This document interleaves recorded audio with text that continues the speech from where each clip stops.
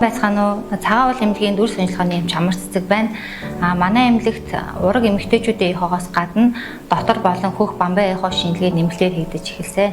Өнөөдөр та бүхэндээ эмэгтэйчүүдийн дунд зохилон тохиолдог хөхний хор тавдрын талаар бяцхан товч мэдээлэл хүргье. Манай орны хувьд жилд дунджаар 250-аас 300 орчим эмэгтэй хөхний хор тавдраар онцлогддог гэсэн статистик судалгаа байдаг. Хөхний хор тавдар нь олон шалтгаантай байх боловч голчлон, удамшил болон дааврын өөрчлөлттэй холбоонд тайлбарладаг. За хөхний авдар нь ямар нэг шинж тэмдэггүй явагддаг учраас голчлон хожуу шатанда онцлогддог талтай. Тийм учраас охид эмэгтэйчүүд маань хөхөө сар бүр тогтмол шалгаж дараах шинж тэмдгүүд илэрсэн тохиолдолд яаралтай нарийн мэргэжлийн эмчид хандах шаардлагатай. Хөхөнд бэрсүү болон хатуу зүйл тэмдрэгдэх, хөхний толгой дотож татагдах, тэр хэсгийн арьсанд ямар нэг улайх болон хавдах, арьс зүй зарах зэрэг шинжүүд илрэх, мөн хөхний толгойноос эмгэг шүүрэл ялгарах, суг болон сугны булчирхай зочиж хөх хөндөөрлөх зэрэг шинж тэмдгүүд багтана. Манай эмнэлгийн хувьд хамгийн сүүлийн үеийн дэвшилтэт технологи болох химл оюун ухаанд суурьсан